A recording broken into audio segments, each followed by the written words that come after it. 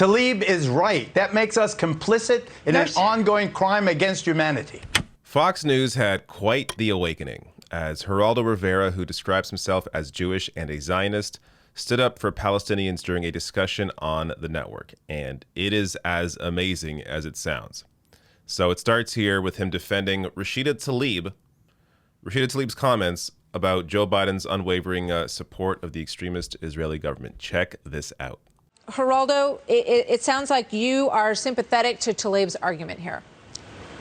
I am indeed, Martha. I think that people have to recognize what Gaza Strip is. It's one of the most menacing, melancholy places on earth that I've ever reported from. It's a 20-mile long strip of desert by the sea. 2 million Palestinians trapped inside by a brutal blockade enforced by Egypt on the southwest, Israel every place else. It's a crowded cesspool, highest unemployment on earth, over 50%. Everyone and everything going into and out of Gaza is controlled by Israel. Electricity, fuel, airspace, ports, cell phone service, even who gets to farm those meager fields they have. It's effectively one of the world's largest prison camps, and it's being bombed with bombs supplied by the United States of America. It's outrageous that we gave Israel these hundreds of millions of dollars worth of weapons without insisting on a ceasefire now. Why not a ceasefire now?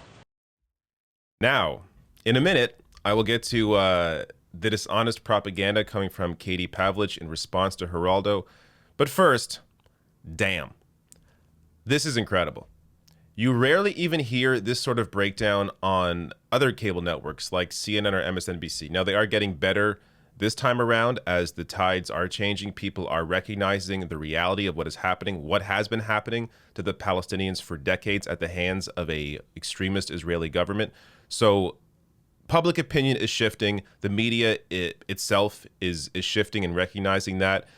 And you have here maybe one of the biggest shifts, where you have Fox News recognizing the reality, recognizing the oppression that Palestinians live under.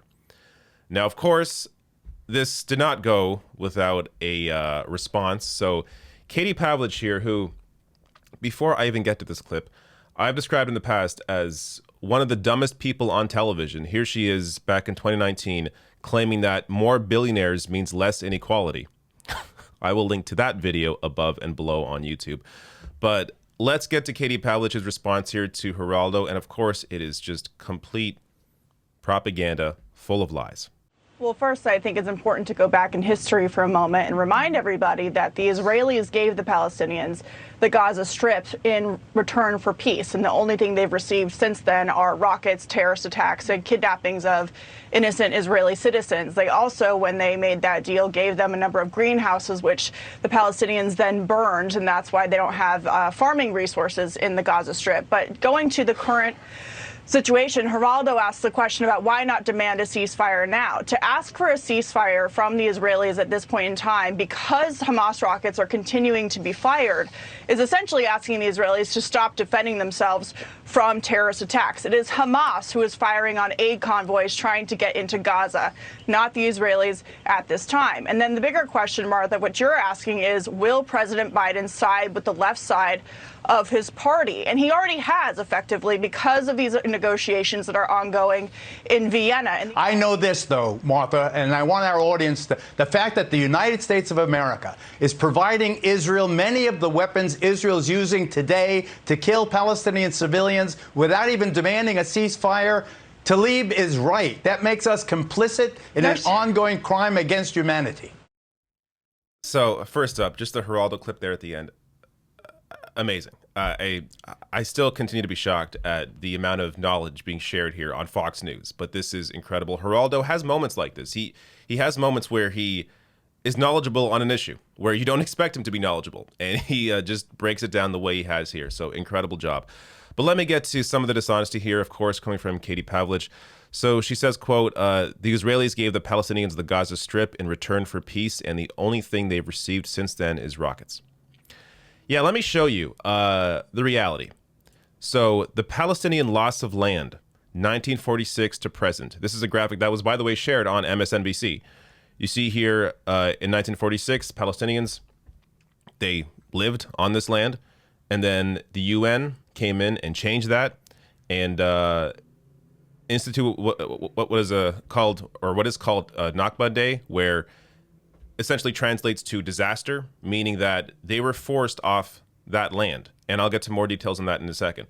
But here you see the change, just the amount of land taken from the Palestinians over the years. And then now they're living in an open air prison, as Geraldo describes it, an open air prison in Gaza, where you have 2 million people packed into a tiny space, one of the most densely populated areas in the world. You have a blockade by Israel so the Palestinians in Gaza can't leave. And you have the Israeli government bombing Gaza. Now, more details on this. So, yes, the map accurately depicts the land that has been forcibly taken from the Palestinians since 1946, 2 years before Israel was established, and the accompanying expulsion of between 750,000 and 1 million Palestinians to make way for a Jewish state. During and immediately following the state's creation in 1948, Israel expropriated approximately 4 million plus acres of Palestinian land. In the process, more than 400 Palestinian cities and towns were systematically destroyed by Israeli forces or repopulated with Jews. Most Palestinian population centers, including homes, businesses, houses of worship, and vibrant urban centers, were demolished to prevent the return of their owners, now refugees outside of Israel's pre-1967 borders or internally displaced within them. So that displacement of those Palestinians in 1948, that is the Nakba. That is a disaster. And that is what Geraldo Rivera there was trying to communicate here. You have a tiny strip of land where all these Palestinians live, and Israel has all the power. Israel, including the power to end this. So let's get to the next comment here from Katie Pavlich saying, calling for a ceasefire now is asking for Israelis to stop defending themselves. This is such bullshit. Hamas has been calling for a ceasefire since last week. In fact, Netanyahu, of course, Israel rejected Hamas' ceasefire offer. So the idea that Israel calling for a ceasefire now would lead to Hamas continuing to send rockets, it's so backwards. Hamas have been the ones trying to negotiate peace, and Israel has rejected it. And this week as well. Listen to what their demands, quote unquote demands, are of Hamas. What Hamas's demands are in terms of this this ceasefire. Quote, we informed all parties that we would accept a mutual ceasefire between Israel and Hamas with 2 conditions. Dr. Bassam Naim, a former Palestinian health minister who is now head of Hamas's International Relations Council, told ABC News Tuesday evening. 1, Israeli forces must stop incursions into the Al-Aqsa compound and respect the site. 2, Israel must stop the forced evacuation of the Palestinian residents in the Sheikh Jarrah neighborhood. This condition is in accordance with international law, not only a condition expected by the Hamas Authority. This is the bare minimum. Simply asking the Israeli government to not violate international law. Don't keep taking our land in Sheikh Jarrah where they are forcibly removing Palestinians, and don't attack the Al-Aqsa mosque, which essentially started this entire conflict.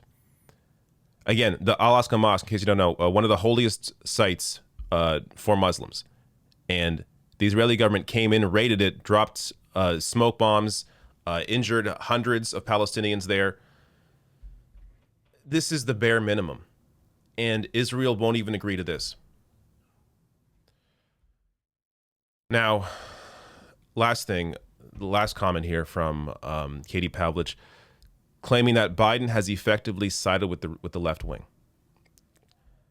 Why? I just covered the story. Why would Rashida Tlaib physically confront Biden over his unwavering support of an extremist right-wing Israeli government if Biden has already sided with them? Complete insanity. She mentioned Vienna in that quote as well. How, because there's negotiations in Vienna. Vienna is about the Iran deal. That's what's happening in Vienna. So she's connecting these 2 issues in a way that don't need to be connected. You have here a ceasefire that could be negotiated between Hamas and the Israeli government, and she's claiming that because Biden wants to re-sign Iran's nuclear deal, that he's already effectively sided with the left wing, which is not even left wing in itself. I mean, the whole conversation, her whole point is completely absurd. But this is what they have to go to, because they can't actually base their arguments in reality, in fact, they have to make shit up. Unbelievable. But shockingly, at least, Geraldo Rivera on there inserting some actual knowledge into the discussion and maybe possibly informing some viewers.